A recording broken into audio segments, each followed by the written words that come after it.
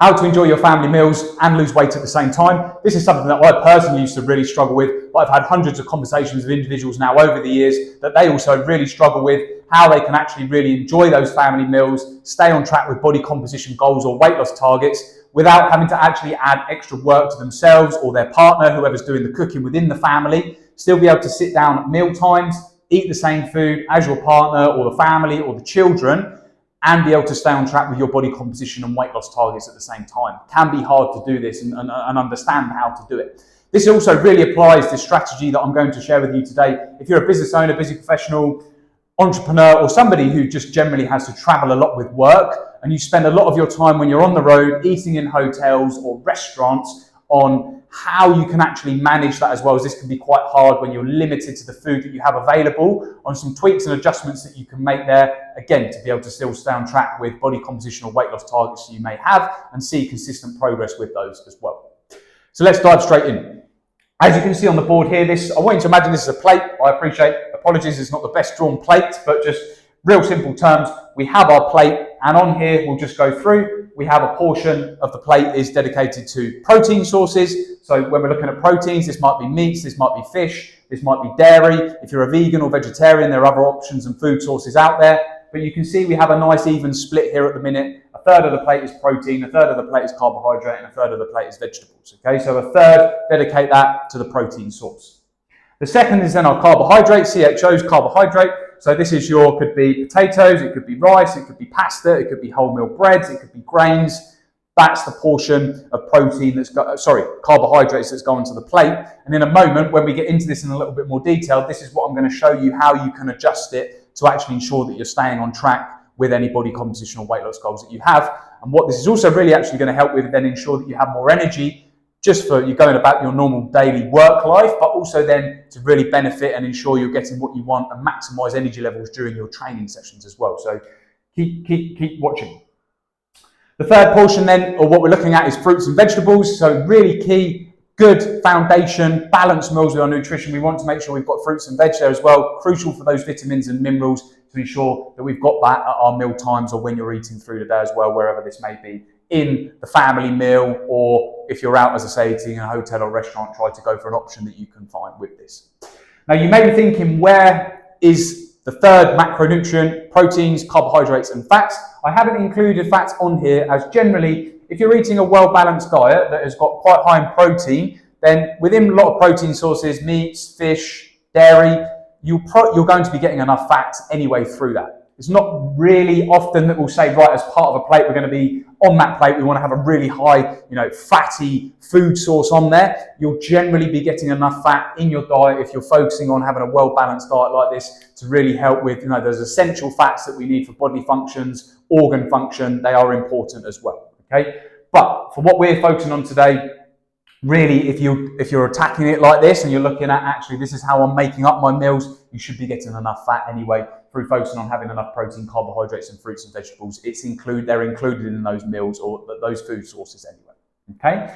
So the distribution that we have here, and this is where we're really going to get into the details now. Okay. So the distribution that we have here, just going to say this is what we're looking at if it's on a training day. Okay. So this is if you are exercising on this specific day. So whatever form of exercise is this. If you're watching this channel, I imagine apologies there. I imagine, already made a spelling mistake. I imagine that it's going to be your cycling day, or cycling is going to be the form of training. Okay, but it might be something else that you're doing. Just if somebody, you might be watching this because we put out a lot of fueling information and nutrition information anyway, and you can apply this to really any sport that you're doing. But certainly if it's a training day where you're doing a training ride, whether that be an interval session, whether that be an endurance ride, or just generally a group ride, or you're actually just doing some form of exercise. Okay? Now, what we will see here is the main adjustment we're going to make is a third of the plate is made up of carbohydrate, okay, on a training day.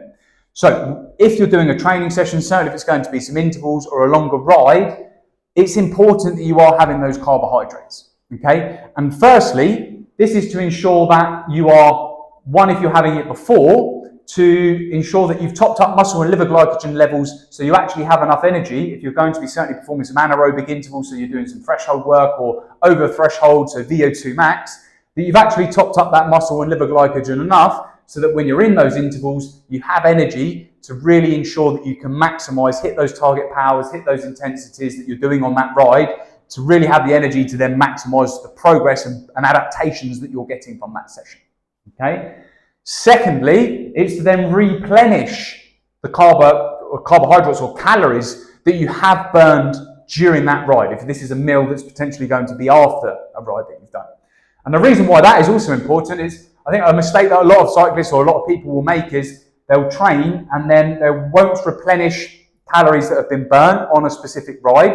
And because of this, they'll then actually start to feel even hungrier through the day, or later in the evening, they'll then start to snack. That means poorer quality calories, or they'll be in a calorie deficit, which they can only really sustain for 7 days, and then they'll fall off potentially trying to eat healthy or make sustainable, healthy changes with their diet and revert back to potentially old habits where you have seen weight gain or not be able to hit a body composition goal that you've had in the past. Okay, so it's really important on a training day we have that even split, and with that even split, you do have on the plate, when you're eating with the family, we want the children and kids to be also having a really well-balanced diet. They need to be having some carbohydrates. So an example of this would be really simple. If it's a meal where there's some potatoes, pasta, rice or bread, if it's on a training day, you can have those because you need them, as I say, to really fuel the training that you're doing and be able to replenish the calories that you've burnt to maximize those adaptations. And that means really on a training day, just looking at it like this, you should just be able to sit down with the family, whether it's at lunchtime or in the evening, and actually just eat the same meal that everybody else is having without having to make any changes whatsoever, or you or your partner, whoever's doing the cooking, having to do any extra changes to that meal to be able to actually ensure that it's benefiting you if you have a body composition or weight loss target with it as well. Okay? Training day example, balanced meal. Same then if, as I say, if you're in a hotel or in a restaurant and you know that, you've done some training. So even if you're on the road, many of our clients who we work with, they still have access. They make sure that when they're traveling for business, that they have a hotel that they're staying in that does have a gym, that might have a bike in it, might have some cardio equipment. We often set them some strength workouts that they can do as well.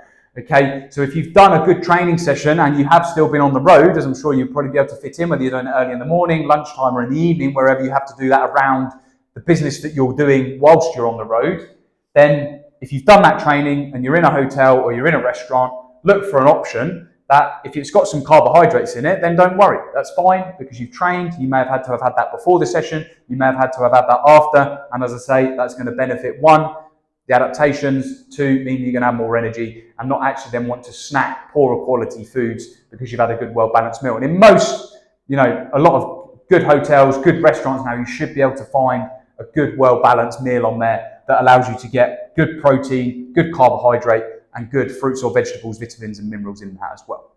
Okay? Now, this is where the key adjustment is coming and is really going to help you stay on track, still be able to eat the family or travel and stay on track with your body composition or weight loss targets. So, this is now if it's on a rest day or recovery day or a day where you haven't really done any exercise. Okay? And the adjustment that we're going to make, because we won't need as much of them, is we're going to reduce the amount of carbohydrate. Okay, so what we're going to do, we'll take that out. We'll reduce the amount of carbohydrate. And just in this example, what I'm going to do, I'm just going to add more protein to the plate. Okay, but you could add more protein or you could add more vegetables. Okay, so for this example, we're just going to add more protein. Okay, and then we're going to have our carbohydrates in here. Okay. Now, what we're doing here is on a rest day, we're just reducing the amount of carbohydrate or the portion of carbohydrate that you have on your plate when it's with the family or eating out. And this adjustment does not require any additional prep. It doesn't require any additional cooking. All it requires, the one adjustment here, is if you're doing the cooking or your partner's doing the cooking or you're ordering from a menu, is to say, one, if you're doing it and it's at home, you or your partner just reduce the amount of carbohydrate that's put on your plate. So if it's, let's just say, a certain amount of pasta, just half the amount of pasta that you'd normally have, maybe if it's on a training day in the previous example that I gave. If it's a really simple example, if it's 2 jacket potatoes, then just try to have 1 jacket potato, or half the portion of new potatoes that you might be having, or half the portion of rice that you might be having.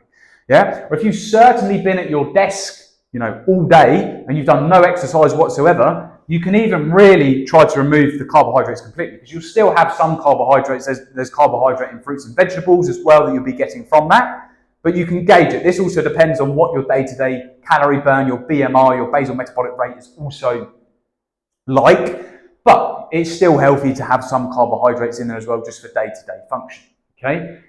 What you can then do, and what we've done there is we've effectively also just reduced the amount of calories that you're having in that meal. Again, because if you've not done any exercise, you've not done any training, we don't actually need the calories, the energy, the raw energy there to fuel that training session, because you haven't actually done one. So we can reduce that for that there. And we don't then actually need to replenish the calories, because generally your calorie expenditure through the day has been lower compared to a training day. So that's where we can reduce the carbohydrates. You certainly as well, then, if you've not done any exercise, you won't have taxed that anaerobic threshold. You haven't done any work at threshold. You haven't done any work at VO2 max, which is really when we're working at those intensities, carbohydrate is the predominant fuel source, energy source. And certainly if you've just been at your desk all day, you've just gone for a walk and you've been working predominantly aerobically through the day, then that's another reason why you can reduce those carbohydrates down there as well. Okay, as I say, it might be that you can increase protein intake. Certainly if you're undergoing a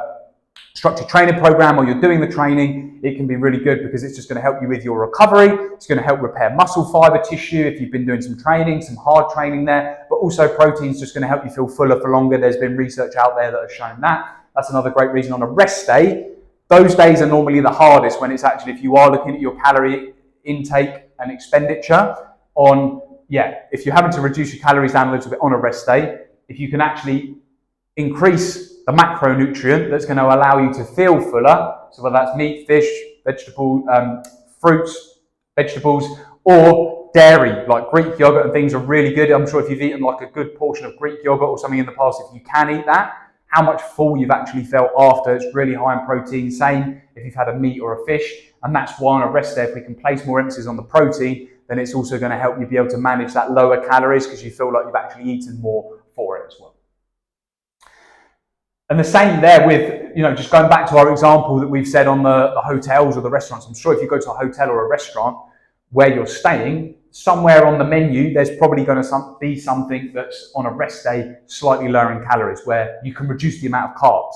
So they may have like a salad menu, chicken Caesar salad, different types of salad, Greek salad, Mediterranean salad, whatever it may be. It might be that you can go for more, if you see that there's a meal on the menu, which is just if you can eat meat or fish, it's like meat, fish and vegetables without any, they may have some like potatoes or something that normally goes with that dish, and you just say, please can I have it without the potatoes today, because you don't need those carbohydrates for the reasons that I've mentioned.